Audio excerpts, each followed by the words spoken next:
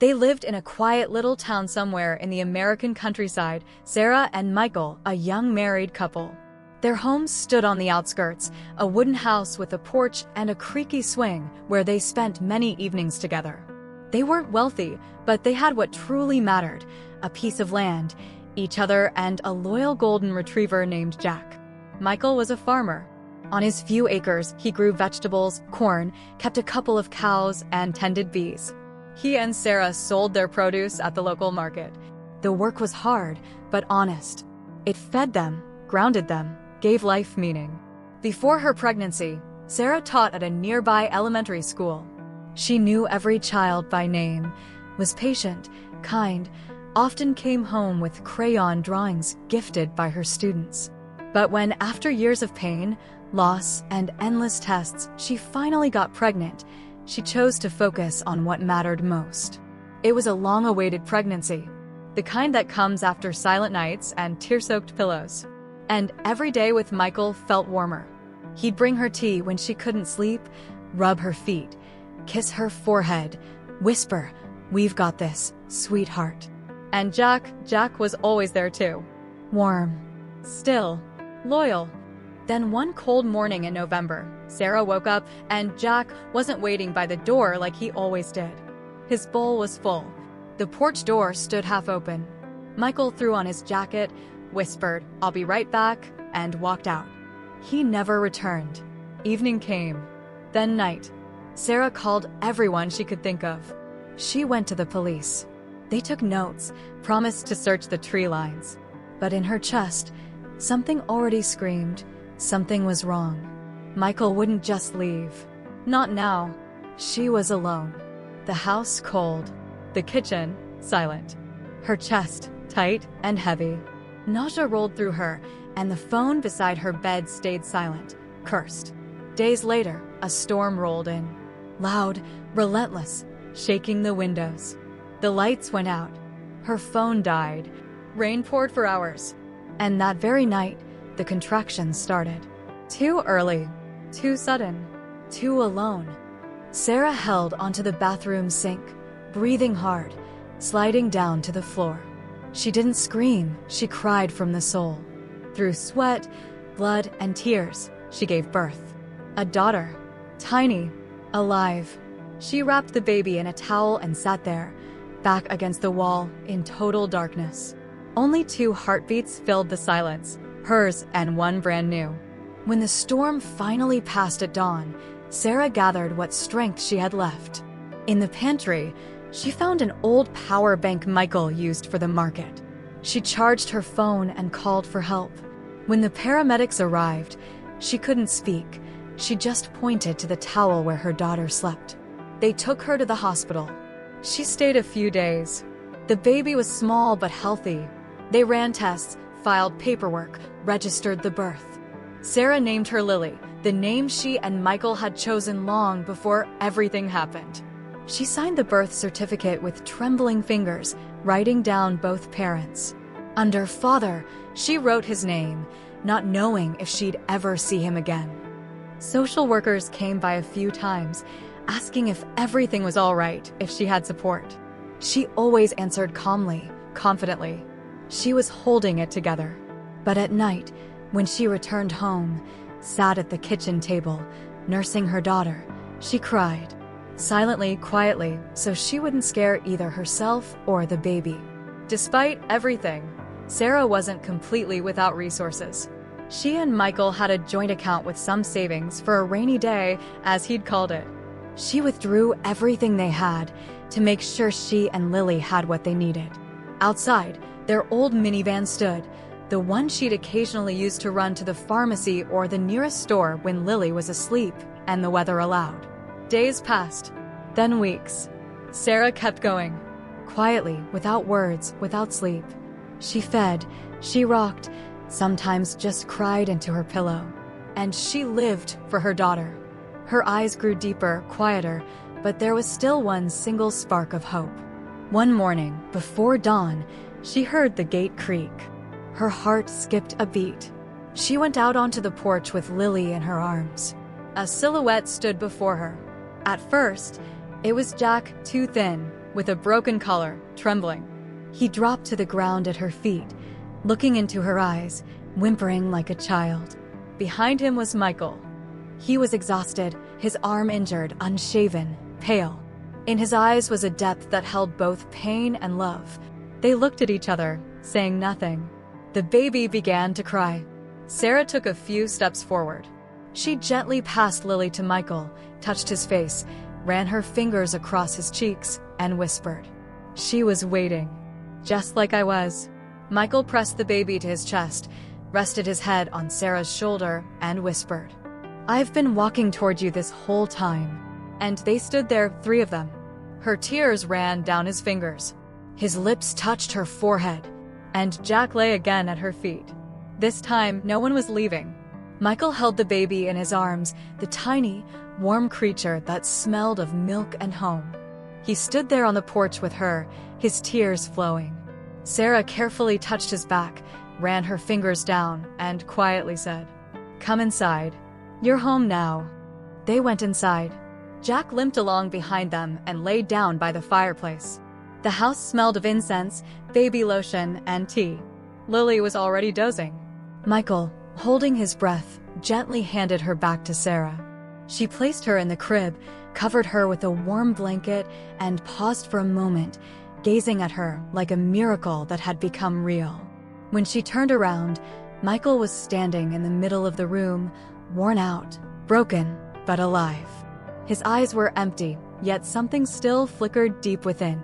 Sarah stepped closer, touched his cheek, ran her fingers through his rough beard, looking at the familiar, yet tired, face. Now, tell me, she whispered.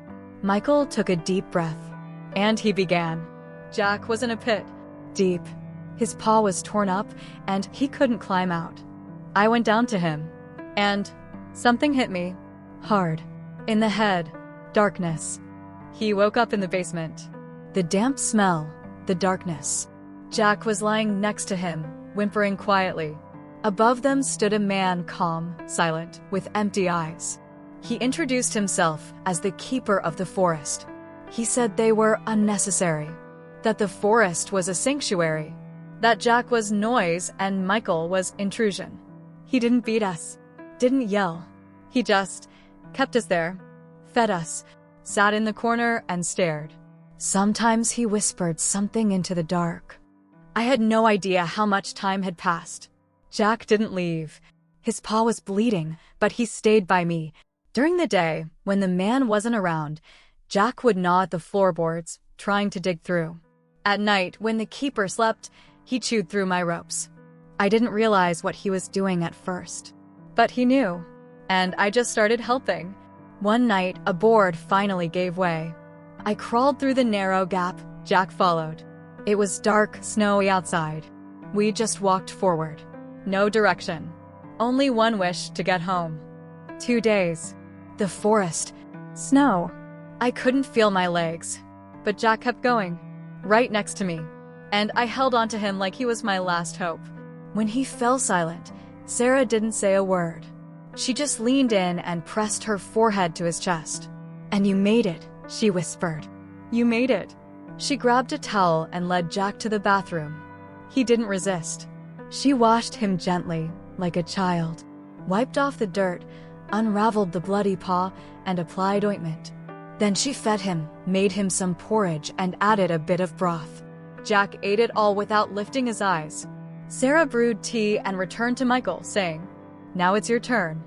In the bathroom, everything was ready. The water, warm with chamomile.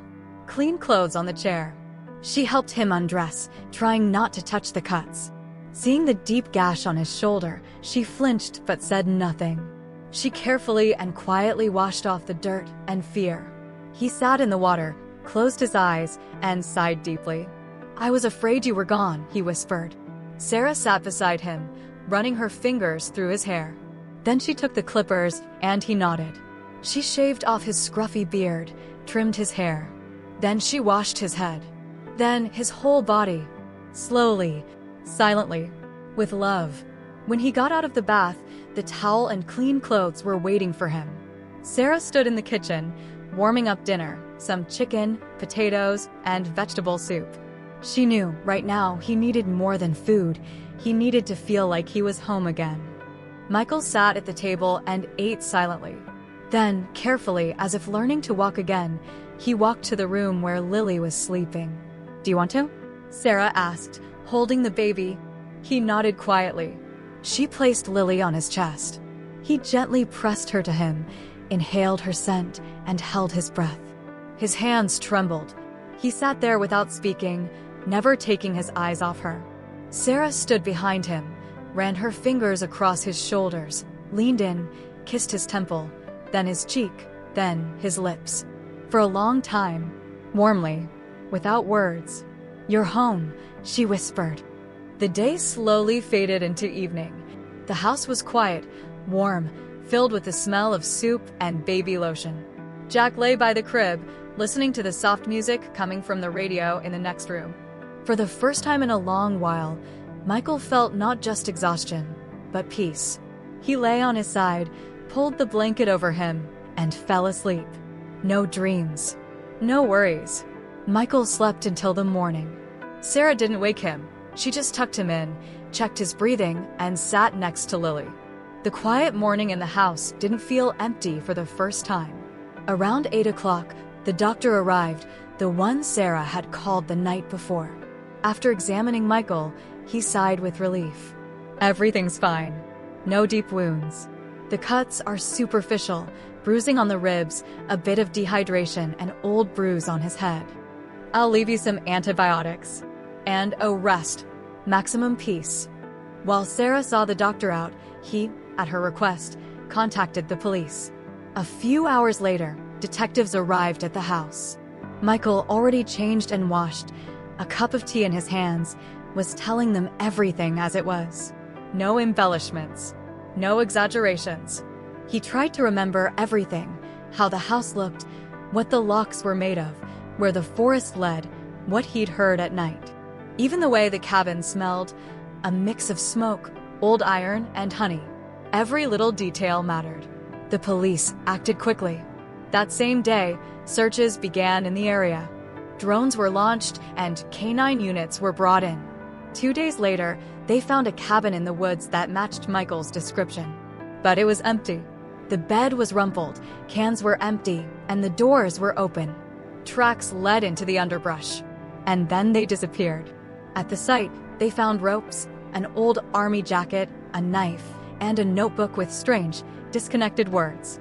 The man had vanished. The case wasn't closed, but there were no results. The local press dubbed him the ghost of the northern forest. Time passed.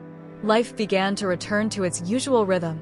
Michael slowly recovered, physically faster, mentally slower.